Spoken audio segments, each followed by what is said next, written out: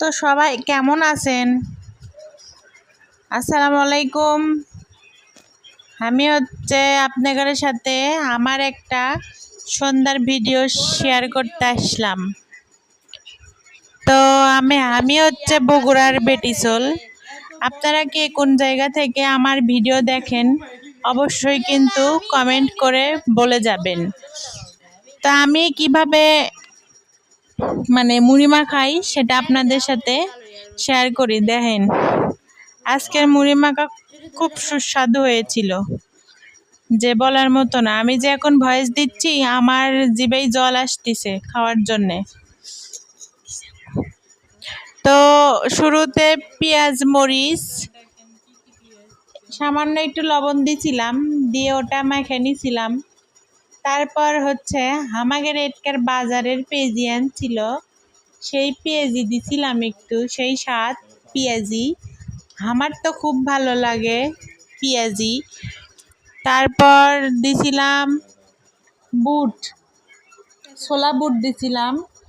ছোলা বুট অবশ্য আজকে আর ভালো হয়নি।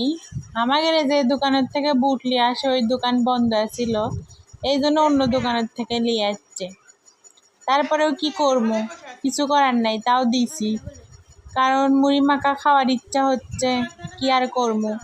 বাইরে তো কোথাও যাই না, সারাদিন ঘরে ঘরে ঘুরে বেড়াই, নিজের বাড়ির মধ্যেই ঘুরে বেড়াই, একবার ওই ঘর একবার এই ঘর, কিছু করার নাই। তো পেঁয়াজ মরিচ লবণ দিয়ে একটু মাখার পরে বুট দিছি, তারপর পেঁয়াজি দিছি।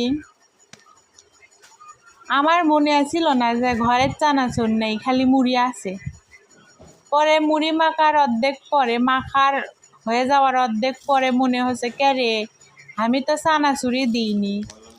তারপর কি করব, পরে আবার দোকানের থেকে 10 টাকার চানাচুর নিয়ে এসে পরে আবার চানাচুর দিছি। দেখেন, শেষের দিকে চানাচুর দিছি।